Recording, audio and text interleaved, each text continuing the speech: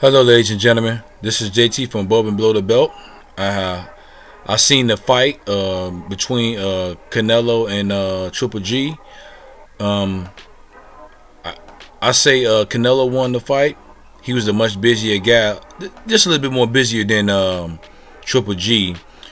People might say, well, because he might be getting older and all that. I mean, I'm not gonna say that. I'm not gonna say it wasn't that, but you got to give Canelo his credit too. At the same time, he beat him.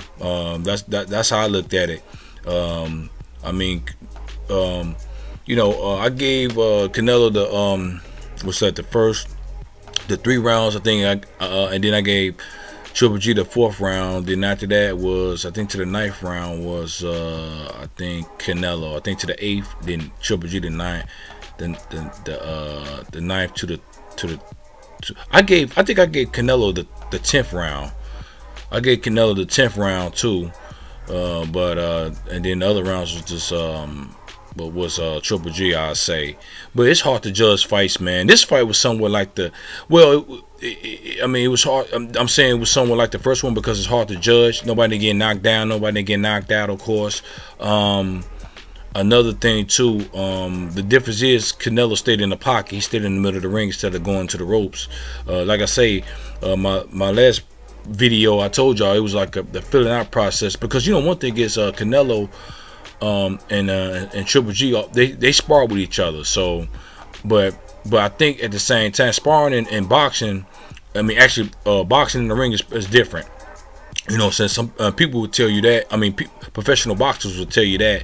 And I'm thinking, like I said, that first fight was a filling out process for both of them, and especially for Canelo. You know what I'm saying? Because Triple G being a boogeyman, what people have been saying and stuff like that. But he haven't been fighting no big competition.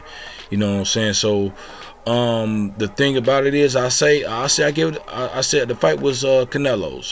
He was just busier and stuff like that. You know what I'm saying?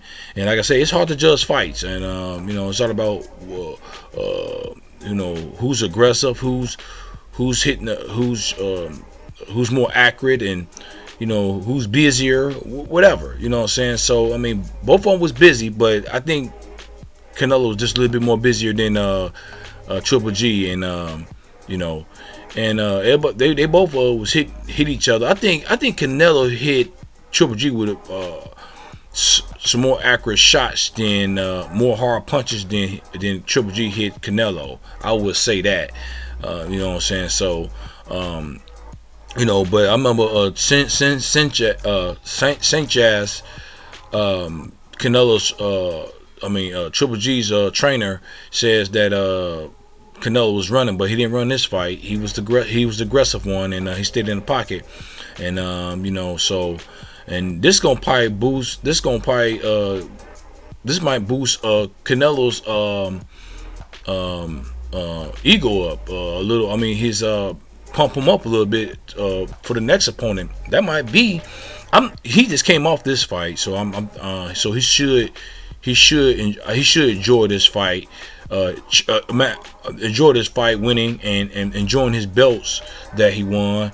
I don't expect him to fight Daniel Jacobs or Jamal Charlo or Damian Chinko after this fight. Whoever wins between Daniel Jacobs and Damian Chinko, but I don't think Canelo's gonna fight all three of those people. Not right now. I think he's gonna fight.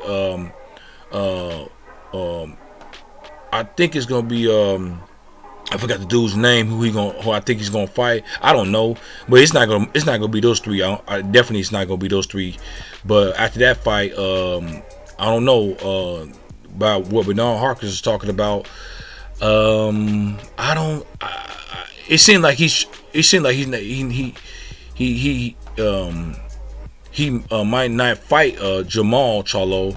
I think he might fight Daniel Jacobs before he fight Jamal Charlo, and you know what I'm saying. So he might even fight Damian Chinko. It don't matter if he loses against Daniel Jacobs. Daniel Jacobs lose against Damian Chinko.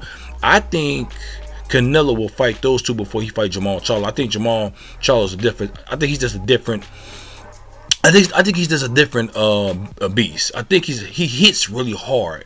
He's a big middleweight. I just think that I think Daniel Jacobs could be, but by this fight, I don't know Daniel Jacobs can beat Canelo now. I'm thinking now it might be a really good matchup now. I think Jamal Charlo can still beat Canelo. Now looking at this fight, I think Daniel Jacobs and Demianchenko and Canelo, I think it'd be a good matchup. But Jamal Charlo is just a different breed, I think, and I could be wrong about this. You know what I'm saying? So, but like I say, yeah. But what do y'all guys think? Who you think won? And because I finally seen the fight, so that's what I think won Canelo. And another thing too, at the same time, I remember I think it was HBO or something like that, whatever, ESPN, one of the news broadcasters talking about Triple G is the second best heavyweight, middleweight in this division. In our generation, which I doubt that. He haven't retired yet. You gotta let him retire and then see where he's gonna see where he land at. We'll see where he in his career fighting. Even if he in his career fighting Canelo, he's not the best out this generation because he don't got no big names on his resume, his career record. Canelo got more big names on his career record, but did he beat him? Canelo beat Mosley, I think, but he's 40 years old, but he still beat him. He beat Cotto. He didn't beat Floyd Mayweather. And then who else did Canelo fight? Triple G. He just beat Triple G. So Canelo to me is the best. He's not retired either, but he fought more people than big names and beat some of the big names in his division, Canelo. So Canelo's over Triple G. I would say. I would say Daniel Jacobs is he had better competition because he fought I think 3 people that had 0 losses, was good challengers, not big names like that. And but it's not always about the big names to a certain degree, but it is. But because a person who don't have a big name don't mean that he won't give you a good competition. He won't give you a good good challenge in the ring. So but at the same time, Daniel Jacobs don't got big names on his I put Canelo over Daniel Jacobs for right now, because Canelo haven't hit the canvas yet, as in he never been down. What's that? Daniel Jacobs been down in a couple of fights, and then the Triple G fight, and I forgot the other dude's name. He been down. He got knocked down. So it's I would say the best middleweight right now. I would say, like I told y'all in the late, is Canelo. I think it's Daniel Jacobs, I would say, and then it's Jamal Charlo. Billy Joe Sandra, I don't know yet. I don't know too much about him, and who's that dude name? Andre, who's dude name? I forgot dude's name, but who he's fighting, Billy Joe Sandra.